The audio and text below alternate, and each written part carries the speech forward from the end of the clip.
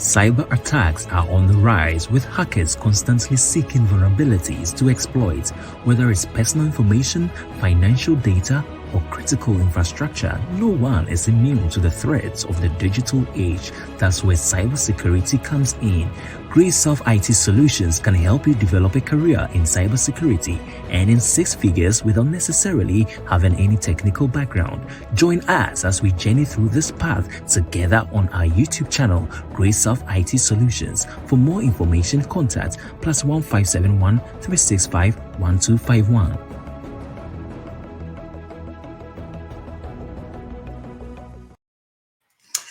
Hello everyone, welcome to my channel. My name is Eric Obain from Graysoft IT Solutions. If today is your first time joining us on this channel, we kindly encourage you to subscribe to our channel so that anytime we go live or we drop in any new video, you'll be the first person to get hold of it. And kindly share. Also, I want to take this opportunity to thank everyone for your support. I realize that the channel is growing, so please let us share to everybody so that we can all enjoy this content. Now, I want to continue with our studies on how to pass the Cgrc exams. And we've said in the previous videos that in order to successfully pass this exam, you have to know your 7 steps of the RMF. So realize that in our previous videos, we spoke about the preparation step, we spoke about the categorization step, we spoke about the select step, we talked about the implement step, and we started last time about the assessment step. And we said that because the assessment step, together with the authorization step and the continuous monitoring steps, are the areas that this test is heavily tested. Therefore, we have to take our time and make sure we run through smoothly without any rush. So in our previous video, we spoke about the 2 tasks out of the 6 tasks under assessment. So we spoke about the assessor selection and we spoke about the assessment plan. And today we want to talk about the control assessment. So to have a complete video, I highly encourage you to go back and watch those videos. But today I want to talk about the control assessment. So control assessment.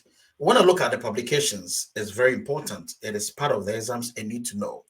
So the publications under the assessment step is the NIST SP 837 revision 2, as well as the 53A revision 5. The 53A, the A is assessment. So that should even give you a clue when you get into the exam room. So A means assessment. Now, the SDLC is development, acquisition, implementation, assessment. This is very important. In every cycle of the step, there is development that you need to know. There is the SDL that you need to know. I beg your pardon. So under the assessment, it is a development or acquisition. Please pay attention to this. Now, let's look at the purpose of the assessment. The purpose of the assessment is to determine if the controls selected for implementation are implemented correctly, operating as intended, and producing the desired outcome with respect to meeting the security and privacy requirements for the system and the organization.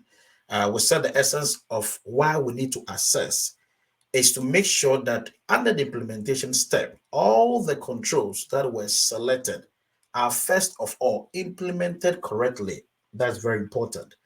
Operating as intended and producing the desired outcome with respect to meeting the security and privacy requirements of the system.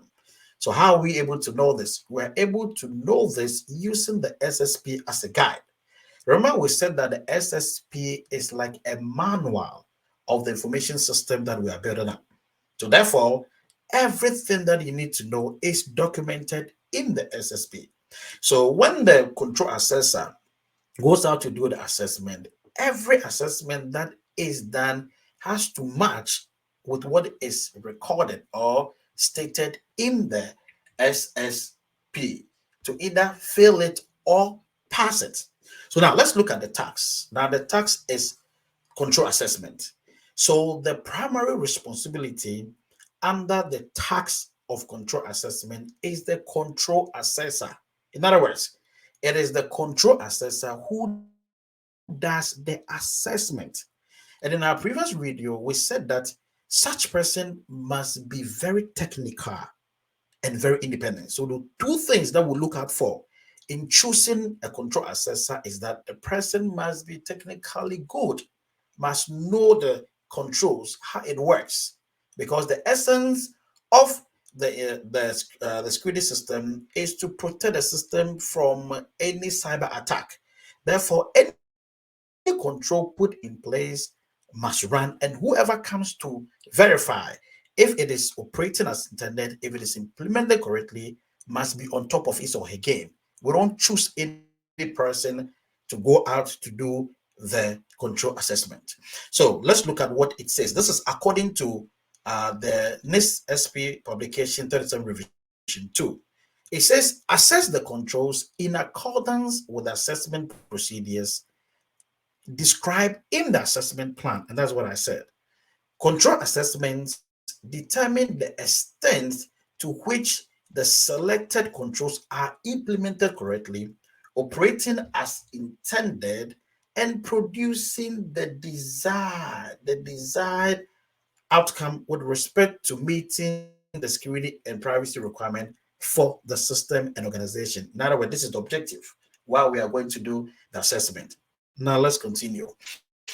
The system owner, common control provider, and all organizations rely on the technical skills and expertise of the assessors to assess implemented controls using the assessment procedures specified in the assessment plan and provide recommendations on how to respond to control deficiency to reduce or eliminate identified vulnerabilities or unacceptable risks. So the goal is when I go out to do the assessment, upon my assessment, I have to also recommend. That is why it requires on somebody who is very skillful, who is technically good, who is an expert in what he's doing. So let's say that if you go in to do the assessment and you can recommend what needs to be done to reduce any identified weakness in the system, then what is the point? You see, so which tells us that the control assessor must be very good. The assessor findings are factual reporting of whether the controls are operating as intended and whether any deficiencies in the controls are discovered during the assessment. Control assessment occur as early as practicable in the SDLC, preferably during the development phase. It's very important. Again, I can't overemphasize on this. Let's say that ideally there is weakness in the system and the control assessor goes out but is not able to identify that there is any weakness in the information system. Let's look at the repercussion. What is going to happen to the system? The system is going to be hijacked. The system will give room for hackers to hack the system, and the end results wouldn't be something that you and I want to, get to know it, So now let's look at the methods of assessment. So now there are three methods. The first method is the exam. What do we mean by exam in the assessment methods or examine? It's a type of assessment method that is characterized by the process of checking, inspecting, reviewing, observing, studying, or analyzing one or more assessment objects to facilitate understanding, achieve clarification, or obtain evidence, the results of which are used to support the determination of the security control or privacy control effectiveness over time. Look at the words that is being used in this method of examine. It says checking, inspecting, reviewing, observing, studying, or analyzing one or more assessment object. Assessment object. What are those assessment objects that is referring to here? Now let's look at the following slide. Now, these are the activities that goes into the examine part of the assessment. An assessor actions may include reviewing information security and privacy policies. So the policies, you see, that's the AC1 or whichever one, all the dash ones are policies and procedures. So the assessor goes into reviewing. So the assessor gets a copy of the policies or the procedures, goes through. So in line with what it says stated in the SSP is going to be what is going to be based on whether this has failed or has passed. So it says that an assessor actions may include reviewing information security and privacy policies, plans and procedures, analyzing system design, documentation and interface specification, observing system backup operations, reviewing the results of the contingency plan exercise, observing incident response activities, studying technical manuals, and user administrator guides, checking, studying, or observing the operations of the information technology mechanism in the system, hardware and software, or checking, studying, or observing physical security or privacy measures related to the operation of a system. So you go there to examine as it goes, examine. And what are the objects? The object that you have to examine is the policies, the procedures, those are the things that you look at it, the mechanism, the administrative guides. You have to examine to make sure that it is the same as it's been operating compared to what is in the SSP. So always don't forget, your guide must be the SSP. So as a control assessor, you need to have access to the shared point, which we shall look further, where you get all this information to help you do your assessment. Now, the next one you need to bear in mind is test. We said examine, test. The second method is the test. What then is the test? A type of assessment method that is characterized by the process of examining one or more assessment objects under specified conditions to compare actual with expected behavior, the result of which are used to support the determination of security control or privacy control effectiveness over time. Tests. So under this test, this is where the assessor would have to either manually. So under the test, we can look at the automation or the manual testing, where you have to make sure that it is being demonstrated for you to see it. So how do you do it? So what you have to do is when you go in for the assessment, and let's give an example, which we shall look at. Let's look at it like, let's say AC11. So AC11 is the device lock. So let's say when you go in for the assessment, okay, you have to let them practically demonstrate it.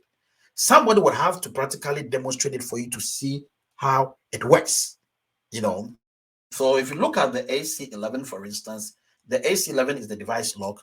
Now, the device lock says that, let's say a computer is open, then within a specific time, let's say if there is no activity on it, it's supposed to lock by itself. You see, it's supposed to lock by itself. So the estimation might be that in the SSP, it is stated that, let's say, after 10 seconds, the device must lock. So when you go in for the assessment, you need to have a staff demonstrate this for you to see, that after 10 seconds, is the device still going to be locked or not? So this must be practically done for you to see it. When that is done, then you can tell. Let's say if you go there and it is stated in the SSP that it's supposed to lock out after 10 seconds, but 11 seconds it locks, then this control has failed. There is no point compromising. That is why we said that the control assessor must be somebody who is independent. You shouldn't compromise with the system. No bias. If it has failed, it has failed, and that has to be stated in the report, the assessment report, that the device, according to what is stated in the SSP, is not what the outcome showed, and therefore it has failed. And if it has failed, It has simply failed. So you fail that device, then you move on to the next device. So let's look at it again. Now, what are the actions here? See that an assessor actions may include testing, access control, identification and authentication, an audit mechanism, testing security and privacy configuration settings, testing physical control access device, conducting penetration tests of key system components, testing system backup operations, testing the incident response capability, and exercising the contingency plan capability. So, which means that there is much to do when it goes to assessment. You have to make sure that all these things are operating. So, you need to have an idea of the controls that are in place for this particular system and knows how each of them function so that you'll be able to have a good assessment, whether you do the manual or you do the automation. Some of the, now this day, some of the controls are a lot. I mean, not even for a system, you can count over hundreds of controls. So of course, if you want to go by the manual, it would take some time. So some of them has to just be automation one, where you plug in the figures, it runs through. If you are doing vulnerability scans, you know what kind of tool that you're going to use, you plug it in, you get the outcomes, then you compare based on what is written in the SSP. Remember, the SSP is always your guide and it tells you how those are supposed to function. Now, the third one is the interview. What then is the interview? The process of conducting discussions with individuals or groups within an organization to facilitate understanding, achieve clarification, or lead to the location of evidence, the results of which are used to support the determination of security and privacy control existence, functionality, correctness, completeness, and potential for improvement over time. Interview means discussion. So you can even ask them, how many times do you have your AT, the AT controls, the awareness and training? You can ask them. You can ask a staff randomly and just ask, how many times do you do that? And the person might tell you maybe one. So when they tell you one, you go and check in what is written in the SSP. So if the SSP states that awareness and training is done twice the entire year, and you are being told that it is one, automatically it has failed. Failed means failed.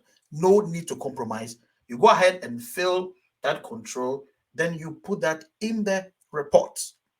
So actions include an assessor actions may include interviewing agency heads, chief information officers, senior agency information security officers, senior agency officials for privacy, authorizing officials, information owners, system admission owners, system security and privacy officers, system security and privacy managers, personnel officers, human resource managers, legal facilities managers, emergency management staff, training officers, system operators, network and system administrators, site managers, physical security officers, and users.